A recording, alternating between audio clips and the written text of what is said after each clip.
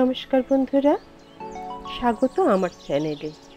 আজ আমি আপনাদের জন্য নিয়ে এসেছি মশলা বেগুন। প্রথমে আমি জলের মধ্যে গোটা গোটা বেগুনগুলো জলে ধুয়ে নিয়েছি, বেগুন আর টমেটো। এই বেগুনগুলো না আমার বাড়ির গাছের ছাদে টবে হয়েছে, তাই এগুলো একটু ছোট ছোট। আপনারা চাইলে বড় বেগুন দিয়েও করতে পারেন। আমি প্রথমে এগুলোকে টুকরো করে কেটে নিচ্ছি। টমেটোটাও কেটে নিচ্ছি স্লাইস করে।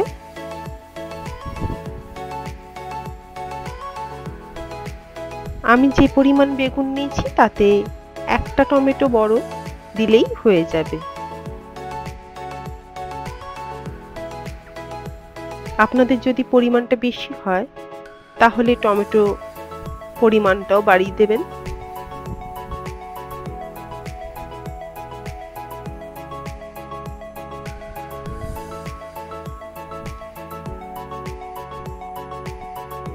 এইভাবে বেগুনগুলো কেটে নিয়ে এবার আমি বেগুনগুলোকে নুন হলুদ দিয়ে মাখিয়ে কিছুক্ষণ রেখে দেব।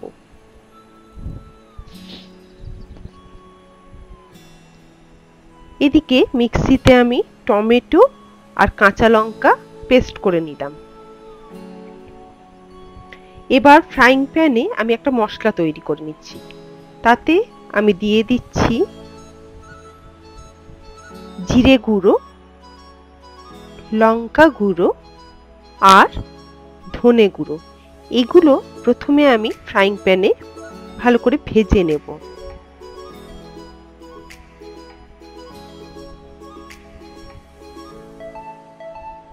এক এক করে দিয়ে আমি এগুলো ভেজে নিচ্ছি।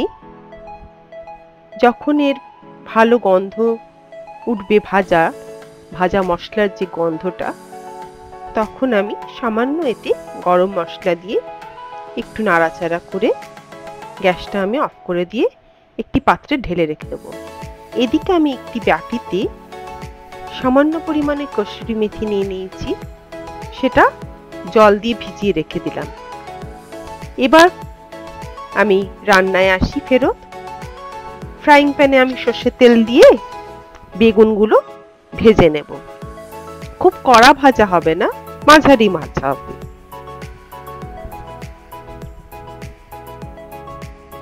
দেখে অবশ্যই বুঝতে পাচ্ছেন যে এইগুলো চাষের জমির বেগুন নয়, আমার ঘরের টবে বলেই হয়তো এরকম ছোট ছোট বেগুন হয়েছিল। তাই বাড়ির সবার আবদারে আমি একদম নিরামিষের দিনে এই নিরামিষ রান্নাটা আপনাদের জন্য করে দেখাচ্ছি।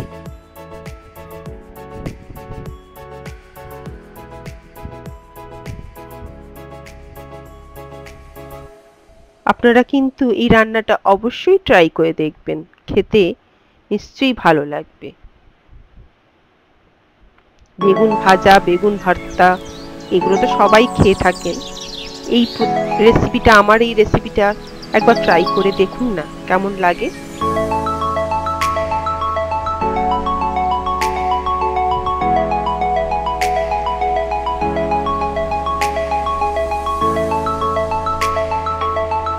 মাঝারি আছে উল্টে পাল্টে বেগুনগুলোকে আমি ভেজে নিচ্ছি।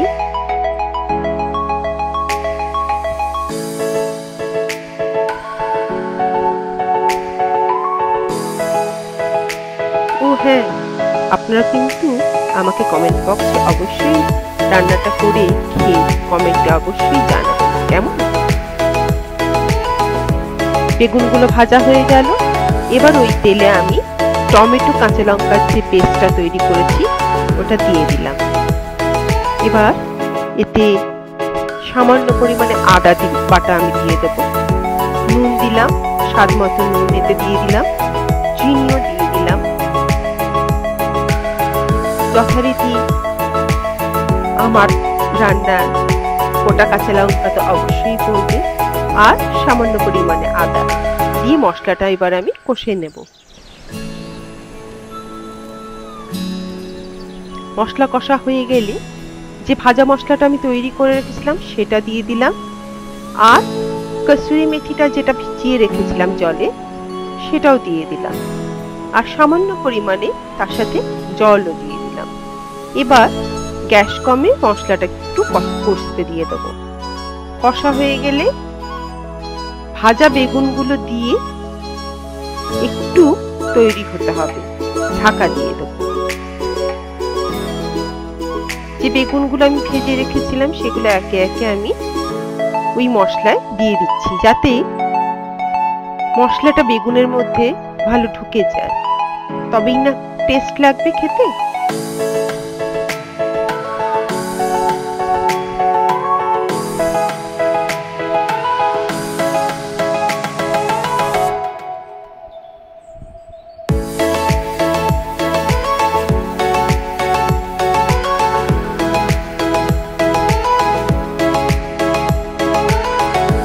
একে একে সমস্ত ভাজা বেগুনগুলো দেওয়া হয়ে গেলে এবার আমি ঢেকে দেব।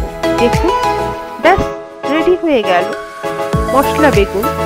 গরম গরম ভাতের সাথে এই নিরামিষ পদটি খেয়ে আপনাকে বলতেই হবে, বাহ, দারুণ। শুকনো ভাতে খেয়ে অবশ্যই বলবেন আপনারা।